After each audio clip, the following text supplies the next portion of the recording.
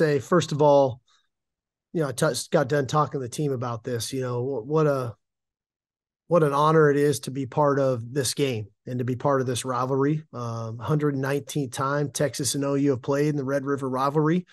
A lot of great players, a lot of great teams, a lot of great coaches, and we don't take that lightly. We definitely are grateful and thankful that we get to be part of this game. We're looking forward to the opportunity Saturday. I'll say that our team really had a nice week of practice. I thought their preparation, their attention to detail, their focus was as good as I've been around them now in 3 years. And I think that's ultimately what it's going to take. We understand this is an emotional game, but the best way to perform Saturday is to execute at a really high level, with a real sense of physicality. And I think our guys are prepared to do that. Thanks, Coach. Go ahead and put your raised hand functions up, and we'll go through some questions. Start us off, Dennis. Coach Quinn is really his body of work now has shown that he shines on these really big stages. Why do you think that is for Quinn? And do you see anything different with him on game weeks like this?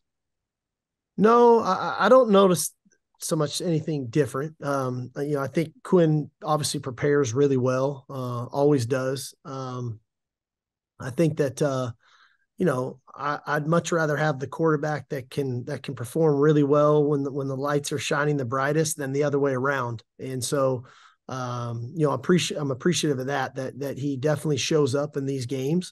But it's like anything, we've got to have a good plan for him. The players around a quarterback need to play well in game, right? It's not all about him. We need to make sure that we're playing really good complementary football with our defense and our special teams. But at the end of the day, it's not always about physical ability. It's about having the mental capacity to be in the moment, to stay in the moment, and to stay focused on the task at hand, regardless of the emotion in the game. Danny, go ahead. Steve, first, is there an update for Jatavian and Ryan? Yeah, I think JT looks great. He'll be good to go Saturday. I think Ryan's going to be a game time decision. Okay, and overall, how would you evaluate the play of your cornerbacks this season? I think we're playing well. Obviously we've given up a couple deep balls here last couple weeks, but really the one last week against Kansas was on at the safety spot. It was out of the slot position, but I think our cornerbacks have played well. I think our pass defense has performed well, and I think that's a combination of the pass rush to go along with the coverages. And I think we're close to making a few more plays than that we've made. So I like the emergence of where Terrence Brooks is at in year 2. I like where Gavin Holmes and what he's done early on now since he's transferred. I like where Manny Muhammad is at with what he's doing. So ultimately, that combination of the corner play to go along with our nickels, I think we have some pretty good players there. Joe Cook, go ahead. Steve, one of the plays that works for y'all is kind of that half roll spin around screen. What are the keys to making that play so successful when y'all run it? I like how you describe that, the spin around screen. I might name it the spin around screen. It's, hey, plays off of plays, right? And that play comes off of an action that we use quite a bit in the play action game. And, we have to try to keep people honest in how they defend some of our play passes and our crossing routes when they're trying to punch out and get underneath them. We try to have screens off of our play passes to keep people honest and in hopes that maybe that can generate an explosive as well. So again, I think it's one thing, it's design, it's another for execution. And then it's thirdly timing of the call, right? When you think it's the right time to call a screen like that. But that inevitably, when you call a screen, you're trying to keep people honest, so that they're not overplaying some of the other things that you like to do. Thomas Jones, go ahead. Coach, if Ryan can't go, who would start for you guys? And in your defensive scheme, how much difference is there depending on what side you're starting at corner? Our scheme will not change, and we'll have a rotation at corner. I'm really not I don't worry so much about starters. All our guys play, our corners, our DBs play a bunch in the game. So we'll make sure we have that dialed in by Saturday morning. But for now, all those guys will play that have been playing. Sam, go ahead. Hey, Steve, I know you have prided this team on its physical nature. I'm curious, over the last few years, what are the ways that you've established this program as a physical team? Like, what are some of the things that you were able to do to get this team to play in a physical way on a consistent week-to-week basis? Well, I think it starts in practice. We preach physicality. We practice good on good a lot. When we go to team run drill, we don't throw passes. We're going to run the football. The defense knows we're going to run the football. The line of scrimmage is critical. We don't gimmick the line of scrimmage. We're not slanting and moving. It's mano a mano. We're trying to fit blocks. We're trying to block people. We're trying to run through tackles. We're trying to get people on the ground. We really emphasize the perimeter screen game and why our receivers have to block and the way they block in the perimeter. But conversely, on defense, we emphasize, attacking those perimeter screens. And over time, 3 years in, I think it's become part of our DNA. It's part of our identity of this is the part of the standard in which we play the game. And I think our players take a lot of pride in that. And so when we play that style and we play that way, I think it lends itself to us feeling confident in the way that we're playing the game, every Saturday. And when we're not, that's other things can then start to fall through the cracks. The play action pass game isn't as good. Now we're allowing our opponents to run it as well as throw it and do those things, or throw perimeter screens, bubbles and whatnot. So the level of physicality in which we play, the way we cover kicks, those are prerequisites if you want to get on the field with us. And I think our players know that it's not like there's some hidden agenda behind it. Like, that is a prerequisite. If you want to play at the University of Texas, you've got to be a physical football player. Harry, you're up. Coach Sarkisian, the team has been playing very efficiently. I'm curious, and you said this week is a great practice week. I'm curious, is there some specifics that you can share that you worked on to improve that efficiency in practice? And also for you personally and your staff, what have you done to improve how you call the game or manage the game? I think we're always working on those things. I don't think it's, coming out every Sunday, we watch the game film and it's okay. What are the things that we're doing really well right now?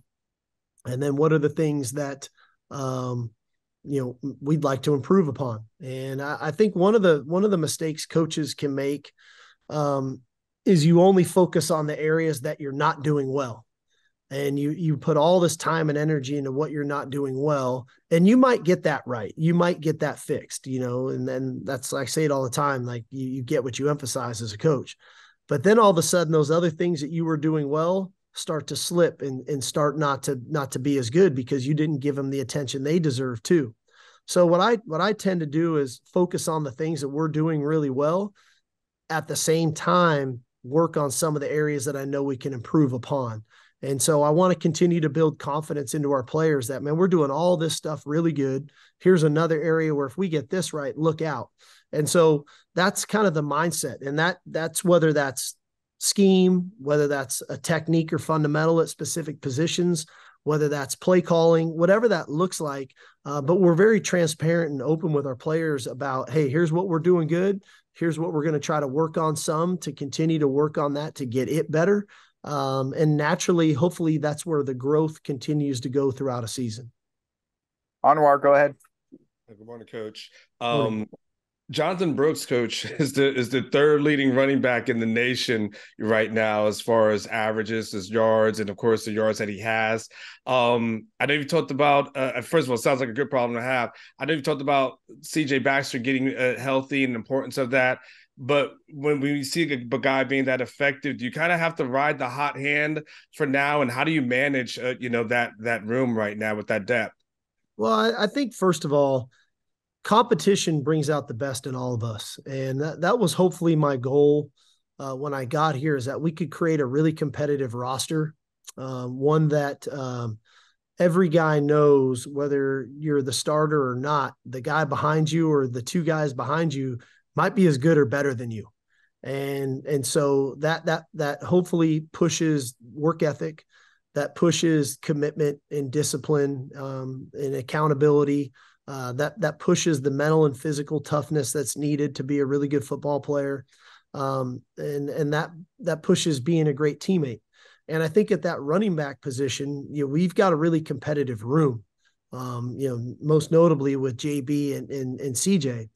But when you look at last week's game, I think JB had 20 carries, and I think CJ had 16 carries. And so it wasn't this huge disparity in number of carries in the game.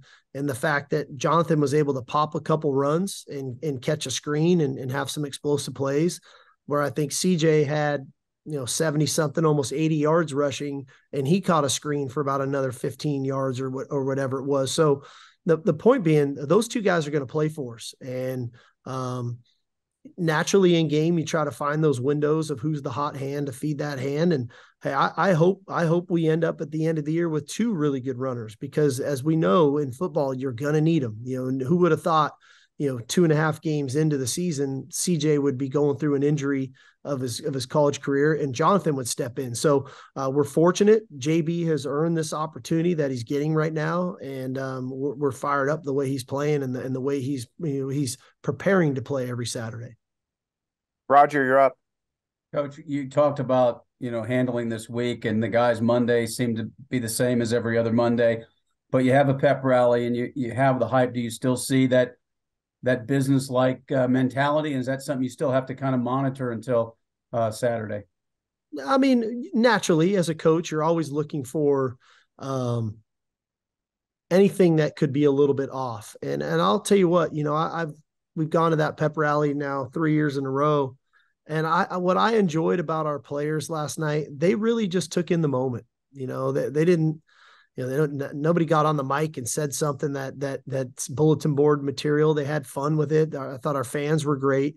And I remind everybody, in this day and age of college football with NIL and the exposure we get on TV and the interviews these guys do, a lot of them are 18, 19 years old still. And so it's like, I want them to take in the moment. I want them to enjoy the experience. I think that's part of this, right? When they come out of the tunnel Saturday, I want them to take a moment to kind of look around, because we're so thankful of the opportunity that we get to be part of it. How many people would love to run out of the tunnel at the Cotton Bowl and Texas OU and the Red River rivalry and play in that game? So we don't take it lightly.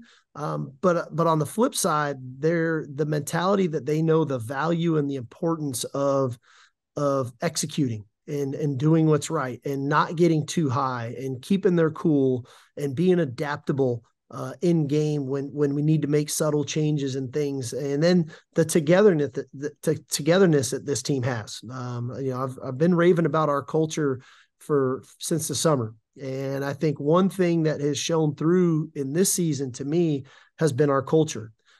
We haven't had a game that has just felt easy. I mean, maybe a little bit of the Baylor game, but all these games we've had plenty of adversity. And even in Baylor, we muffed a couple of those punts, but never once did you feel our team get out of sorts or get overly emotional or things of that nature. They've stuck together. They've picked each other up. They've been really composed. They've showed great poise in the face of that adversity, and they've played good football. And so that's what it's going to take again Saturday. And they give me no reason to think that we won't be that way. Chip, go ahead. Steve, can you talk about the chemistry that occurs between the offensive line and a running back in the run game and what you're seeing right now between the line and Jonathan Brooks?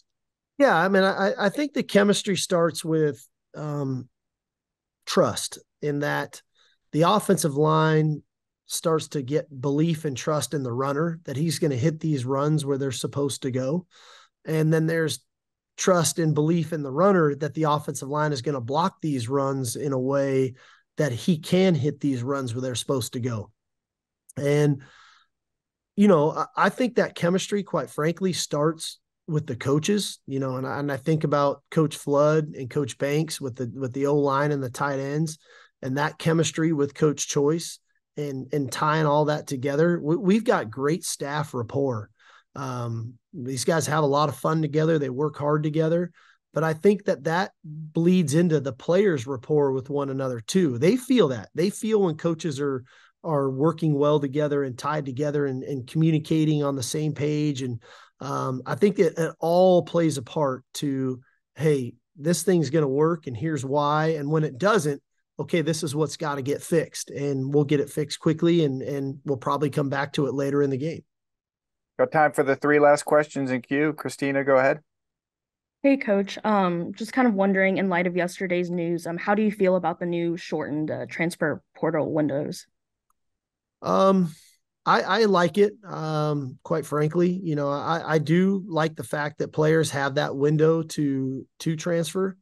But inevitably, man, we're still trying to recruit high school kids, and we're trying to build our own roster. And the more time they have to transfer, the more uncertainty you have on your own current team. You know, I think if a young man knows he wants to go in the portal, he's going to go in the portal, and then everybody's aware who's on our team and who's available if we have a void to fill. But when it's drawn out, that's where the uncertainty, you know, sets in, and nobody likes to be in that space. So I think it's for a good thing. Leah, go ahead. Coach, it's my understanding that Oklahoma's run defense has not allowed a rushing touchdown this season. I think there's only one other team in the country that has done that. What is it about their run defense that makes it so effective? Well, I think one, it starts with their scheme. You know, Coach Venable does a really nice job of scheming. They do a really good job of moving their front. You know, they slant, they stunt, they move, and they've got really heady linebackers. You know, both their inside backers have a good feel for how to fit runs predicated on the fronts that they have called and the movements that they have called. And then in the back end, they've got good speed at the safety spot. And those guys, if a run does get out, they have the speed and the ability to get the runner on the ground so that he can't, you know, go score on the long touchdown run. So I think it's a multitude of things. So yeah, they're good for sure.